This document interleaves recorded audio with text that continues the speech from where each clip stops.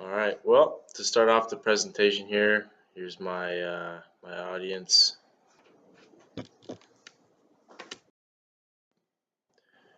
Okay.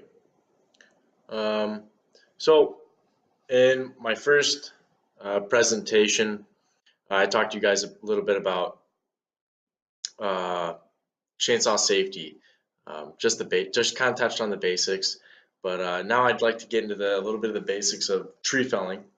And I had asked, I know two of you, you haven't even picked up a saw ever in your life, and then the other two of you um, have done a little bit of tree felling, getting wood for the house.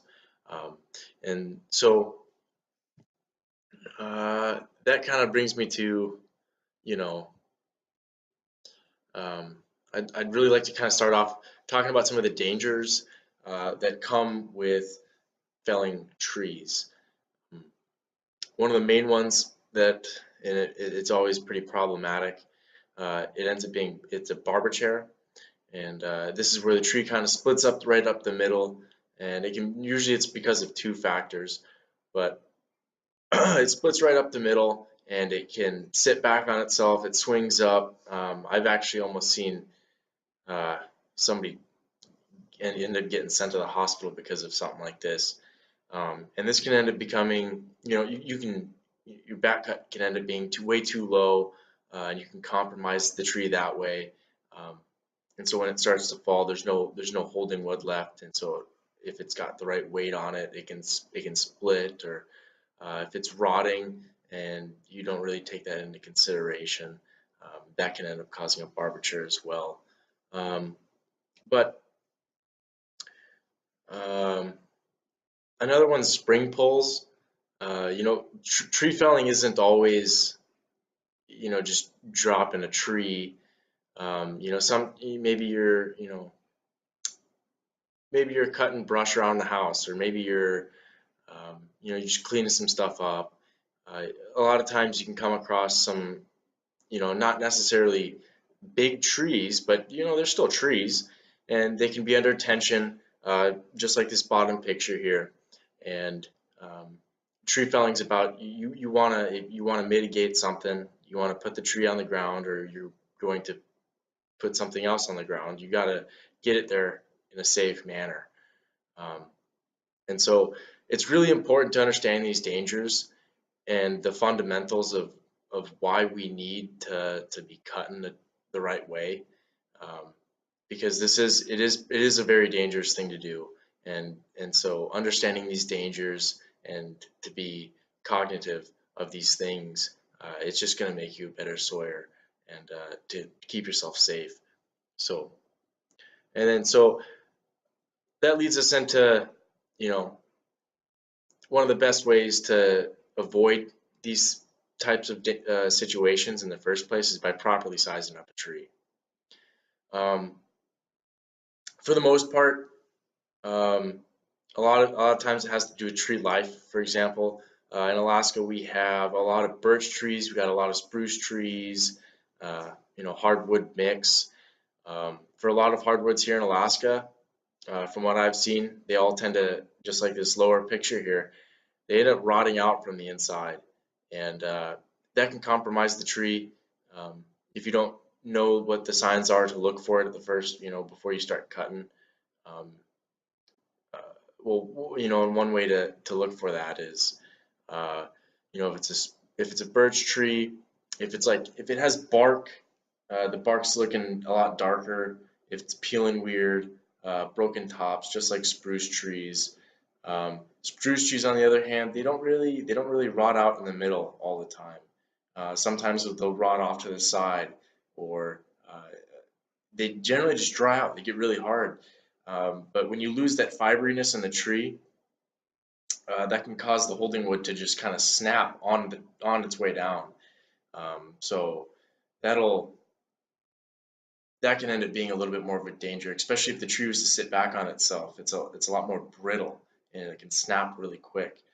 Um, and then another way to look for whether or not a spruce tree is starting to die is if it's emitting a lot of sap.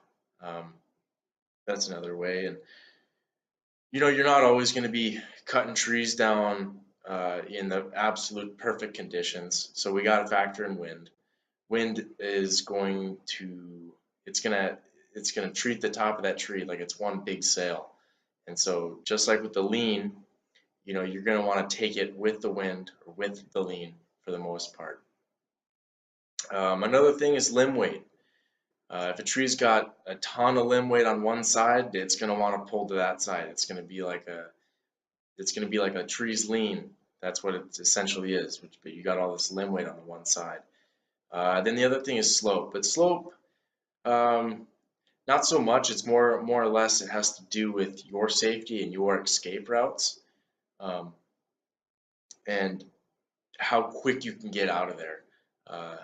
A lot of times you're gonna end up dropping a tree down a hill, and so you're gonna have to run up a hill if you're trying to get away from it.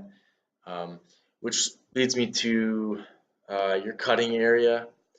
You really got to make sure that you clear out around your cutting area, and before you cut a tree, you got to make sure that you understand where your footing is, you understand the obstacles around you, and that off the back side of the tree you have two 45-degree angles that you can escape to, and that generally they should both be cleared out, or you at the very least know what's there.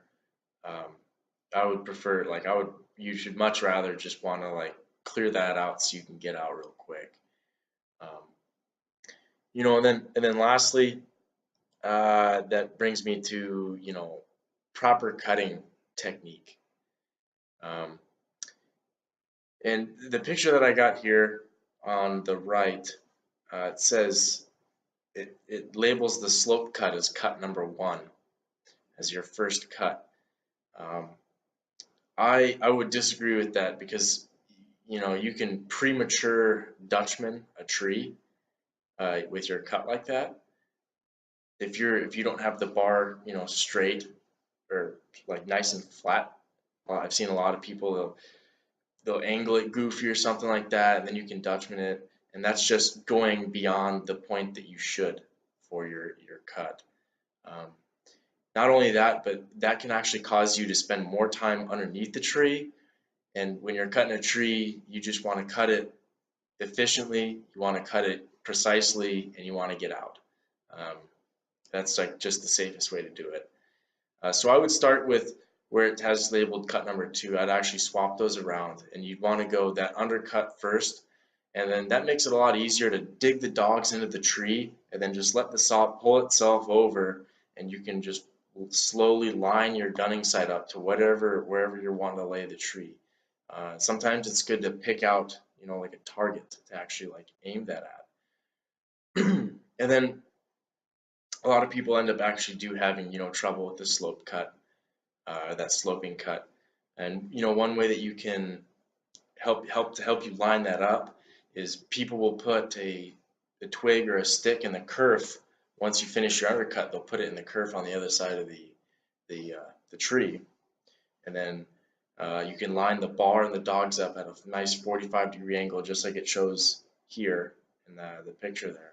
And then you can just start your cut, and you can stop it, put chain brake on, look over. If you're still going straight for that twig that you set up on the other side, then you should be good to go. General guideline: it's usually better to not quite hit it and be a little short for meeting that point up than to go too far. If you go too far, you're taking out too much of your face cut, and you're not leaving enough room for your back cut or proper holding wood positioning. And then with the back cut, you just really it needs to be flat. And if you're having trouble keeping your cuts flat, it's very important, same for the face cut and everything too. You can imagine that you have like a golf ball or some sort of marble at the tip of your bar, and you're trying to keep it balanced there. That's another good little technique that I know a lot of people use. And so with the back cut, just like the face cut, you want to use your gunning sight and making sure that you're lining up and you're lining that gunning sight up right with that same point that you had initially. And then just for fun, I have this picture here it looks like a homeowner, just not even the right PPE, and he's making his back cut. It's like a sloping back cut. The reason we don't do that is because if you do for some reason need to put a wedge in, you're not gonna be able to do very much with a wedge with a sloping cut like that. It's a lot easier. You have a lot more control of the tree with a straight cut, nice flat cut where you can put a wedge in to keep that tree upright and then eventually tip it over. So that's a little bit about proper cutting technique, basic falling, some other additional safety tips that I kind of left out from the previous video. And then for this next 25-minute presentation that I'll have, we'll get more into the cool stuff, a little bit more about different types of cuts, crazy looking cuts that you can do to really mitigate a little bit more hazardous trees or more complex trees. So thank you.